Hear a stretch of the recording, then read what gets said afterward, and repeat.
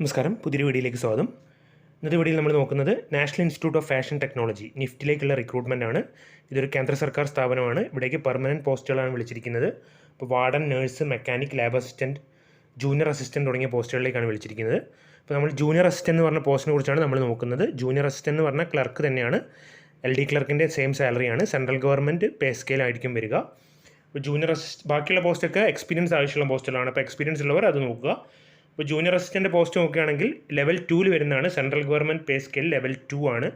Level 2 എന്ന് പറയുമ്പോൾ basic pay 19,000 ഉണ്ടാവും. ഏകദേശം സാലറി നിങ്ങൾക്ക് 30,000 അടുത്ത് സാലറി സ്റ്റാർട്ടിങ്ങിൽ കിട്ടുന്നതായിരിക്കും. 30,000 മുകളിൽ കിട്ടുന്നതായിരിക്കും.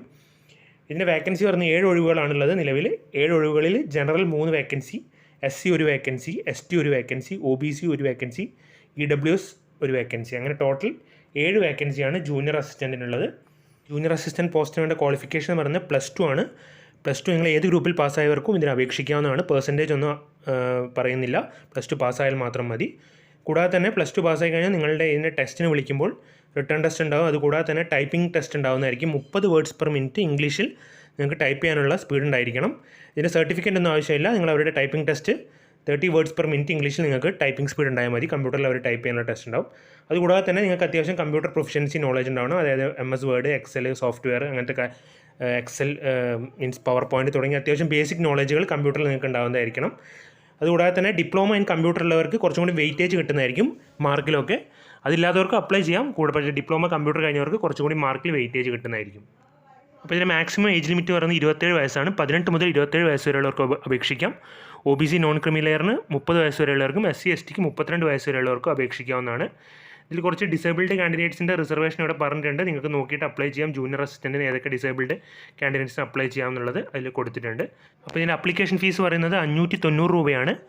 അത് മെയിൽ കാൻഡിഡേറ്റ്സിനാണുള്ളത്. OBC ജനറൽ മെയിൽ കാൻഡിഡേറ്റ്സിന് മാത്രമാണ് 590 രൂപ അപ്ലിക്കേഷൻ ഫീസ് വരുന്നത്. ഫീമെയിൽ കാറ്റഗറിക്ക് അപ്ലിക്കേഷൻ ഫീസ് ഇല്ല.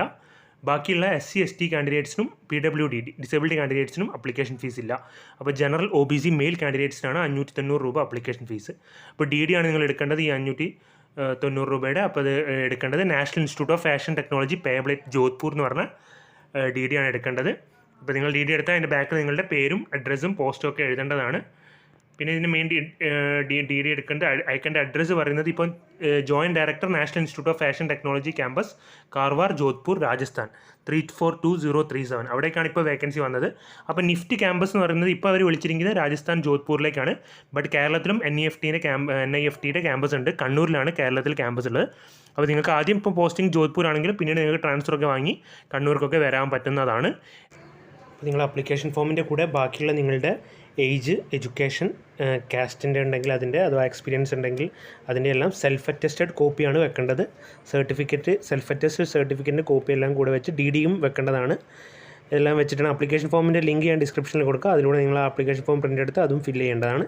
ഇതെല്ലാം വെച്ച് മെയ് 16, 2022 മുൻപാണ് ഈ പറഞ്ഞ ജോധ്പൂരിലെ അഡ്രസ്സിലേക്കാണ് എത്തേണ്ടത്. ഈ അഡ്രസ്സ് നിങ്ങൾ നോട്ടിഫിക്കേഷൻ നോക്കി കറക്റ്റായി എഴുതിയിട്ട് അവിടെ എത്തേണ്ടതാണ്. അപ്പോൾ ഇത്രയുമാണ് ഇതിൻ്റെ മെയിൻ ഡീറ്റെയിൽസ്. എന്തെങ്കിലും ഡൗട്ടുകൾ ഉണ്ടെങ്കിൽ നിങ്ങൾക്ക് കമൻറ്റ് ബോക്സിൽ ചോദിക്കാവുന്നതാണ്. വീഡിയോ യൂസ്ഫുൾ ആണെങ്കിൽ ലൈക്ക് ചെയ്യുക. പുതിയൊരു വീഡിയോ വരുന്നതിൻ്റെ all the best. Thank you.